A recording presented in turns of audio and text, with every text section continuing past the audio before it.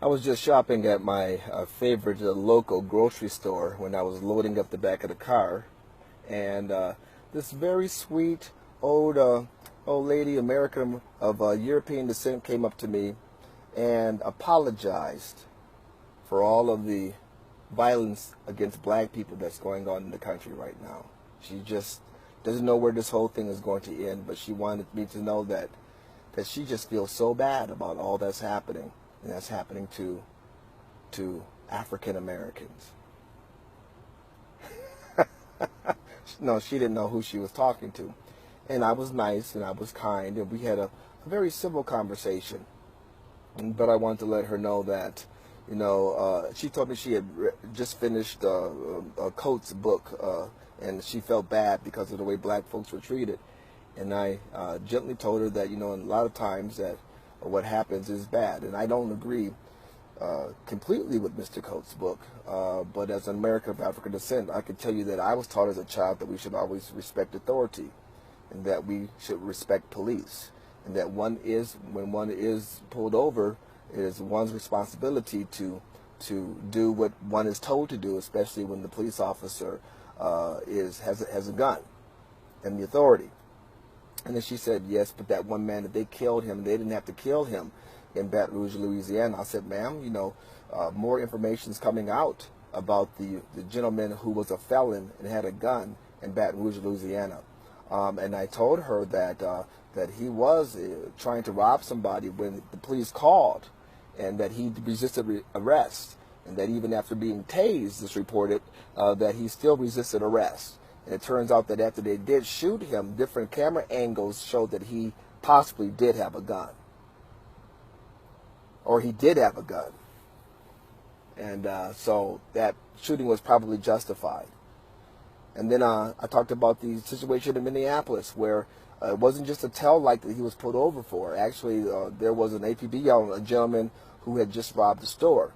And it may have been that gentleman in the car fit the subscription or the description. But at the end of the day, that may be a real problem. That may be a problematic shoot, but we need to find out. We need to wait and find out.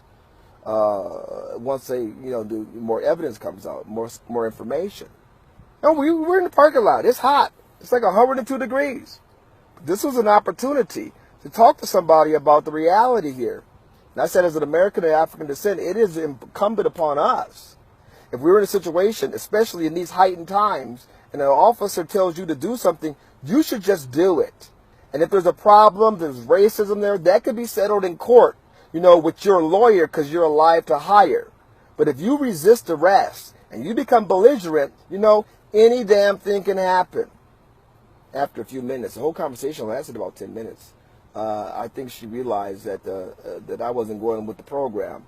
And she told me, I really appreciate she actually said, well, you are obviously an articulate individual. I was waiting for clean. You're an articulate individual, and you were raised a certain way, and you're teaching your kids that too, and that's why you probably haven't experienced these things. And I'm like, bingo. And I didn't have time to tell her that that's the real problem in Black America today, that the complete, utter breakdown of the family, that there are not more fathers like me instructing their kids how they're supposed to act the way they did, the way my father did in the 1960s when I was growing up.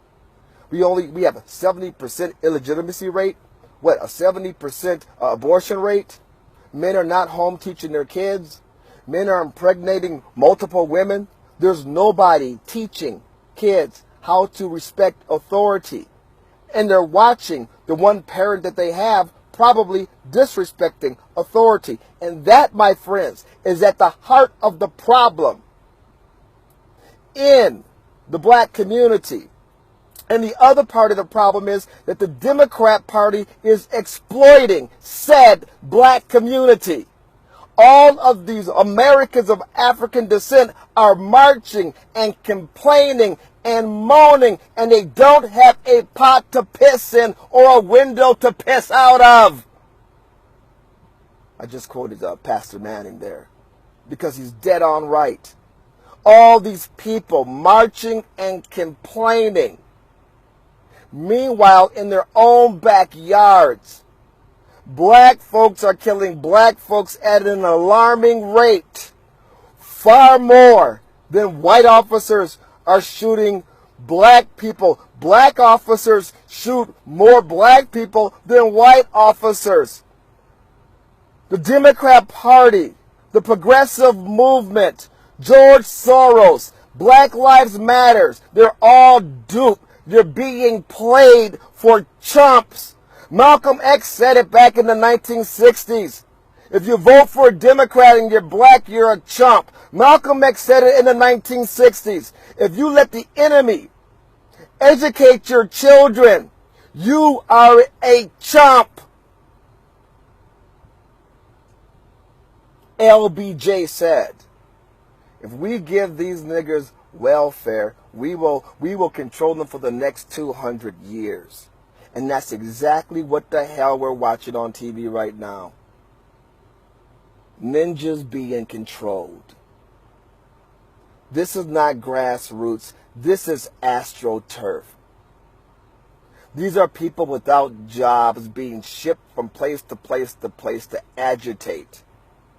Their job is to agitate. They're being supported by agitators. This poor woman said things have to change. And they do have to change. They do. People have to stop allowing themselves to be manipulated. People need to turn off the damn TV set, turn off MSNBC, CNN, NBC, CBS, ABC, and read something. Read the Wall Street Journal. Great article yesterday about the real statistics, not the BS that Obama was spouting in Poland. What is out of control is the fact that so many people have given themselves over to one political party in particular. And that party is not about peace. It's not about unity. It's not about economic prosperity. It is about control. And they lose control when people start thinking for themselves. All of these people in the streets are not thinking for themselves. They're thinking for the agitators in the Democratic Party that are trying to divide us. No. Who are successfully dividing us. I will have no part of it. Not on the radio, nor in the parking lot at the shopping center. Thanks for your attention.